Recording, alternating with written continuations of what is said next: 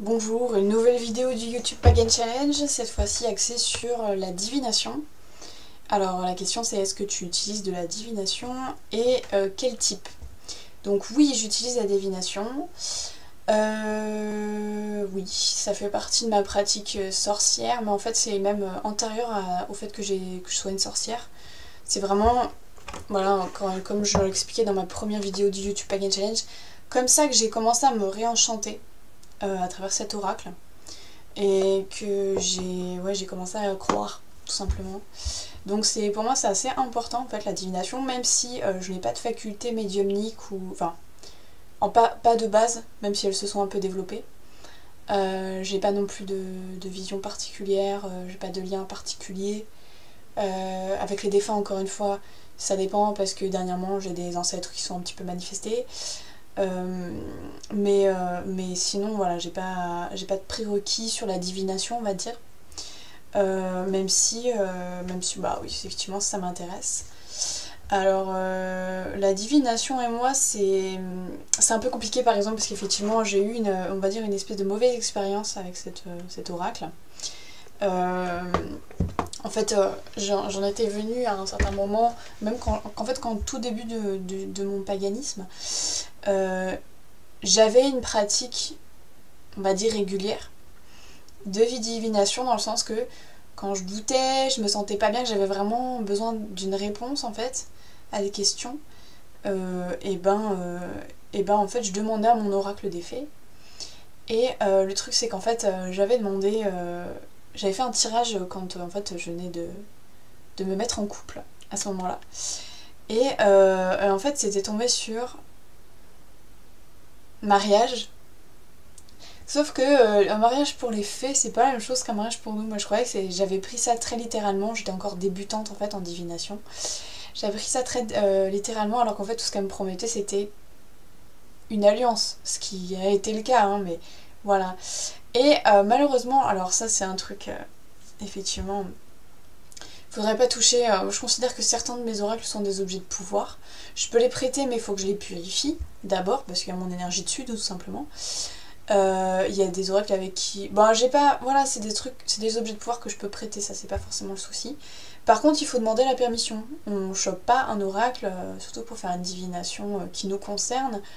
On chope pas l'oracle de quelqu'un pour faire une divination qui la concerne sans son accord. Et en fait, c'est ce qui est arrivé justement avec ce mec-là. J'avais laissé traîner, puis je sais plus si jamais je lui avais proposé de faire un tirage. Je pense pas. Mais moi je venais de le faire, ou je lui en avais parlé. Et en fait, j'étais partie, je crois, dans la salle de bain, un truc comme ça. Et puis je reviens, en fait, il me dit que lui, il a fait un tirage et qu'il a sorti en futur fils. Et moi je me dis, merde, mais ça veut dire qu'on va avoir un enfant. Je me dis, oui, j'étais super littérale à l'époque. Et, ouais, et du coup, je me suis dit, et ça m'a fait croire. Ça m'a fait croire justement en fait que j'aurais une descendance avec lui. Alors que ça pouvait avoir toute autre signification en fait. Moi là maintenant, la vie que j'en ai, c'est que dans le futur, voilà, ça parlait de son enfant intérieur tout simplement quoi. C'est vrai qu'en plus je pourrais regarder un peu directement sur l'oracle tant qu'à faire que je l'ai sous la main. Mais c'est vrai qu'en fait, voilà, ça m'a guidée on va dire.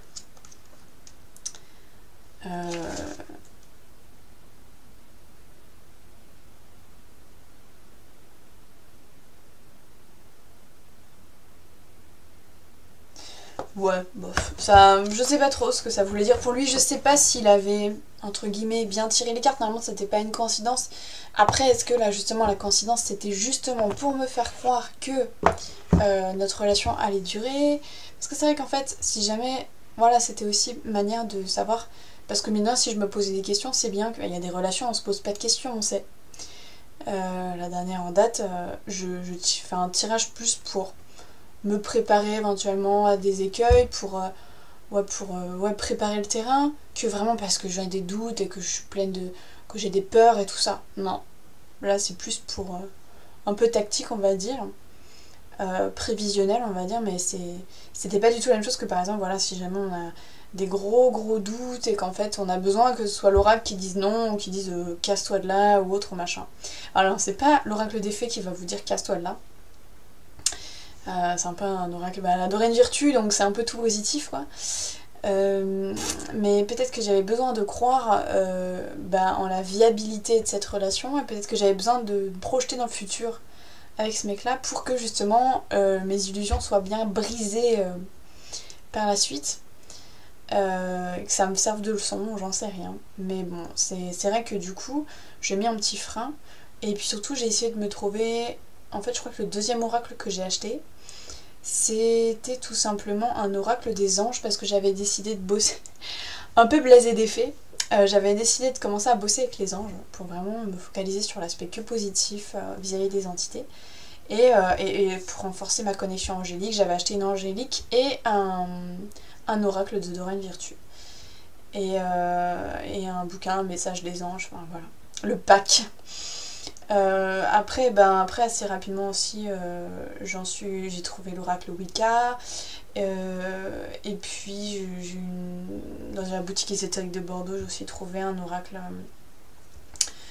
l'oracle des métamorphes, mon premier oracle de Lucy Cavendish, et c'était une bonne surprise parce que j'aimais pas les illustrations à la base.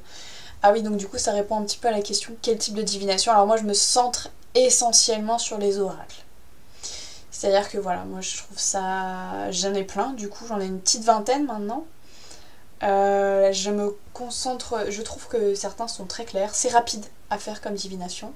Ça ne demande pas spécialement de technique, hein, n'importe quel bleusaille peut... C'est plutôt sur l'interprétation et sur l'outil en lui-même, son approfondissement que ça va se jouer, on va dire, en termes de clairvoyance. Mais sinon voilà, c'est assez facile d'utilisation. Et puis c'est génial parce que voilà, ça fait croire au début tout simplement, quand on doute, vous prenez un oracle et vous allez voir à quel point en fait ça synchronise, il y a des synchronicités et vous tombez sur des cartes qu'il faut. Moi je suis tombée sur... j'avais sorti l'oracle des déesses, un truc que j'utilise pas trop, hein. C'est plus un outil pour être en contact avec des divinités que vraiment un truc oracle. Mais voilà, je voulais un éclairage vis-à-vis d'une autre carte, vis-à-vis d'un signe par rapport à une amie, et c'est tombé sur la carte qui parlait de fertilité, de cycle menstruel, de cycle féminin, d'être enceinte, etc. quoi. Donc c'était pile dans le thème quoi. Et je me suis dit oui, tu as reconnu le thème, petit oracle. Bon après voilà, à des fins vraiment de divination, pour quelque chose d'assez superficiel et qui va booster un peu, les oracles de Dorée de Virtue c'est pas mal, mais si vous voulez plus de précision, plus de détails, c'est franchement pas les meilleurs, vraiment pas. Moi c'est vrai que j'ai commencé avec ces oracles là plutôt, mais c'est vrai que enfin ouais, c'est assez inégal, il y en a qui sont vraiment assez pourris je pense. C'est vrai que maintenant j'aurais tendance à conseiller plutôt Lucy Cavendish parce que les illustrations en général sont très bien, mais surtout elles sont très expressive. Les cartes, on a pas mal d'infos visuelles en fait et instinctives quand on voit les cartes.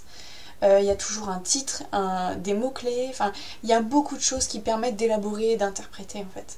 Sans compter le texte qui est toujours assez énorme et détaillé, qui raconte plus ou moins une histoire ou en tout cas qui met en scène des choses et qui permet de se projeter et de voir dans quelle mesure ça fait écho ou pas.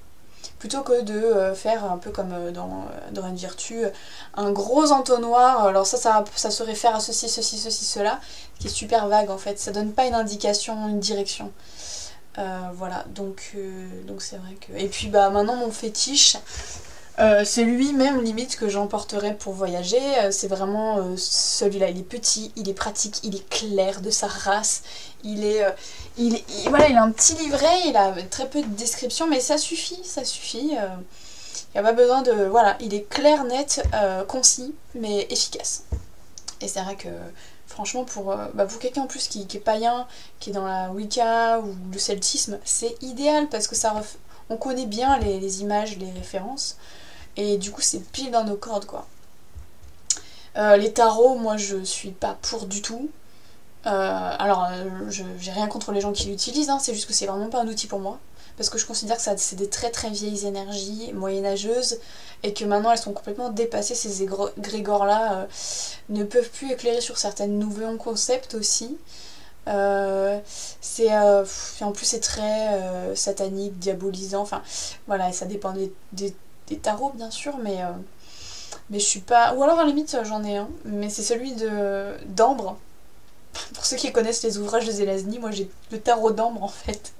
En intégralité, j'ai même des tarots uniques, puisque c'est tous les princes d'Ambre en fait. Et je pourrais éventuellement développer un concept de divination ou d'interprétation issu du tarot d'Ambre, avec, je sais pas, les arcanes majeures et puis les princes d'Ambre par exemple. Mais c'est vrai qu'en fait, faudrait vraiment rebosser sur l'univers de Zelazny, recompiler un peu voilà, tout ce qui a trait au caractère de chacun des personnages. Donc c'est peut-être un petit peu lourd. Mais bon, pourquoi pas, si je me remets au bouquin de Zelazny, je pense que je le ferai en parallèle. Ensuite, donc voilà, pour les types de divination, bah déjà je vais... Voilà, donc pourquoi j'utilise la divination par exemple maintenant, c'est plus quand je veux confirmer, c'est quand j'ai un choix à faire, ou que j'ai des doutes, ou je me pose des questions. Bon, vous me direz c'est logique, mais ce n'est pas régulier, dans le sens qu'il y a des oracles, par exemple l'oracle Wicca, qui entraînent à faire des divinations tous les jours. Bah non, j'ai pas forcément envie de savoir tout le temps, ou d'être guidée tout le temps. J'ai envie des fois d'être dans le flou pour faire émerger de moi-même en fait, tout simplement. C'est vraiment quand je... Ouais, quand je bute, quand j'ai besoin d'une confirmation, quand machin, que je vais voir les oracles. Après, c'est sûr que c'est pas forcément aussi détaillé que, par exemple, un voyage chamanique. Si jamais je veux vraiment aller chercher de l'information, je sais ce qu'il me reste à faire. Je l'ai pas fait souvent. Des voyages chamaniques vraiment d'exploration, d'investigation, on va dire, j'en ai pas forcément fait, mais c'est complètement possible. C'est complètement possible. Après, je peux aussi demander de l'aide. Par exemple, dernièrement, j'avais demandé de l'aide pour m'aider à traverser une période un peu difficile. Voilà, début de mois, là, c'est un peu évident. Et ben, j'ai demandé, dans mon carnet de rêves, j'ai posé la question, j'ai demandé à mes guides, à toutes les créatures qui avaient sur moi, de me guider, de m'aider, de me donner des conseils ou de l'aide dans mes rêves. Et j'en ai reçu. Donc du coup voilà, il y a différents moyens d'obtenir des réponses. Après, je sais pas si on compte la divination qui n'est pas de moi. C'est-à-dire que par exemple voilà, je regarde les divinations de Sioux, certaines, quand les cartes m'appellent, je regarde. Ça me donne une indication. C'est toujours pareil, c'est pas forcément systématique. Ça va dépendre si ça fait écho, si jamais j'en ai envie, j'en ai besoin, si machin. Si j'en ai envie, besoin, bah voilà, les cartes de Sioux le samedi, le lundi sur sa page, ou le tirage d'Anne-Sophie, surtout, aussi Lidwin, de temps en temps. Même si quand c'est du tarot, quoi, je vais vite décrocher. Ben voilà, je m'intéresse à la divination. Après, alors je sais pas si l'astrologie ça compte. C'est vrai qu'à la base, moi j'étais extrêmement réfractaire à l'astrologie, et puis au bout d'un moment, j'ai fini par cogiter. Je me suis dit, non, mais si la Lune a influence, c'est à peu près sûr que les autres planètes, ça influence. Ça semblerait logique que cosmiquement, voilà, il y ait des influences, quoi, tout simplement, périodiques et ponctuelles. Et du coup, je m'y suis intéressée. Mais c'est vrai que c'est pas moi-même qui fais. Moi, je me centre surtout sur les oracles en termes de divination, puis après, pour plus d'investigation, chamanisme. Voyage chamanique. Après, c'est vrai qu'en termes de chamanisme, c'est aussi une des branches. Hein, la divination, c'est l'apanage du chamanisme à la base. Hein, pour récupérer de l'information, contacter les esprits et tout ça. Et puis c'est vrai que par exemple j'ai fait des divinations par exemple sur une pierre. Bon après le résultat m'a pas fait un effet tel que j'y suis revenue. C'est clair que je préfère les oracles. Surtout que ça prend du temps comme divination. Mais c'est vrai que voilà, le chamanisme déjà de base pousse à faire de la divination. Donc voilà. Après, il y a un moment où je m'étais intéressée à la radiesthésie, parce que ça m'avait toujours assez fascinée, vous voyez, dans Tintin, avec le mec avec son pendule qui fait des putains de tours, c'est pas possible. Ben, c'est vrai que voilà, cet aspect du... Cet aspect de la sorcellerie, de l'ésotérisme avec la radiesthésie, ça m'intéressait à une époque. J'ai même un pendule et j'avais prévu en fait vraiment de m'y mettre. Sauf que c'est de l'entraînement à la base. J'ai commencé certains entraînements mais j'ai jamais été vraiment calée sur la programmation du pendule. Déjà ne serait-ce que de savoir ce que ça veut dire un oui, ce que ça veut dire un non, ce que ça veut dire un je ne sais pas, je ne veux pas répondre. Il avait des moyens de tourner, mais c'était pas super tranché, c'était ou alors des espèces de diagonales cheloues, juste pour me faire chier, plutôt qu'un bon tour ou un gauche ou un haut bas ou gauche droite. Du coup, comme c'était pas forcément évident, mais c'est pas mal le pendule pour tester des zones, surtout des zones si elles ont un fort taux de... Bon après, le truc voilà, c'est ça, c'est que même à l'heure actuelle, je vais être en mesure de le ressentir moi-même. Ça va être du ressenti énergétique, du ressenti intuitif. Et du coup, j'en ai un peu plus besoin. J'ai un peu un espèce de pendule intérieur, surtout que c'est juste du oui-non et je ne sais pas. Et en plus, il y a toujours un degré de... Le problème, c'est ça que j'ai avec le pendule, c'est que tu peux contrôler le pendule. Si t'es pas dans le lâcher prise, moi je sais que je peux vachement influencer le pendule.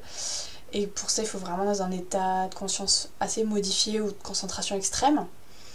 Que pour les oracles, si jamais j'ai pas envie de me poser et juste de tirer le truc, bah ça marche quand même en fait. Peut-être que des fois ça va peut-être être un peu pas clair, mais voilà, maintenant j'y vais de plus en plus à l'intuition.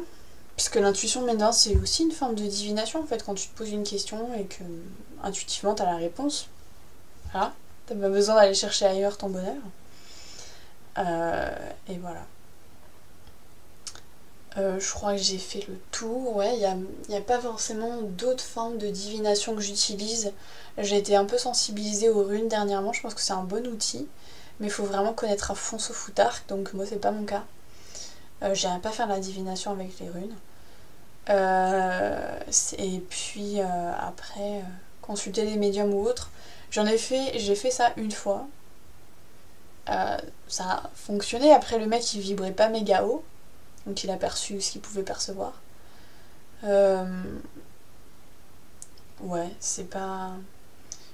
La voyance pour la voyance, c'est un peu... Moi, ça fait... la voyance, la divination, ça fait partie de mon travail en tant que thérapeute.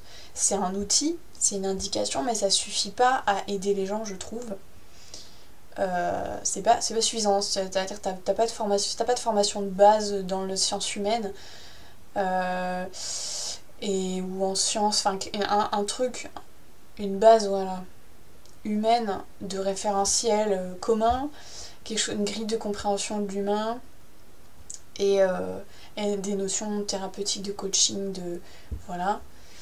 Je pense que c'est peut-être plus pour ça que les médiums, juste médiums, sont un peu des charlatans ou virent sur un ton très commercialo, prophétique, pourri. Parce que en fait ils font dans le sensationnel ou dans le programmé et ils sont pas forcément vraiment là pour aider les gens. Parce qu'ils sont pas axés sur cette voie-là, ils sont plus genre j'ai un don et je le monnaie parce que sinon ils savent pas forcément quoi faire d'autre, ou alors il est vraiment très puissant et du coup et c'est logique, ils s'en servent parce que c'est fait pour. Après, j'ai rien forcément contre les gens qui sont dans la voyance et qui en font leur métier, hein. Surtout s'ils ont un don, c'est clair que c'est un peu fait pour. Mais pour moi, non seulement il ne faut pas se contenter de son don de base, il faut se former à différents outils et complémentaires, et aussi à la thérapeutique, parce que mine de rien, il y en a pas mal qui vont aller voir des voyants, des médiums et tout ça, alors qu'ils ont juste besoin d'une bonne thérapie, tout simplement.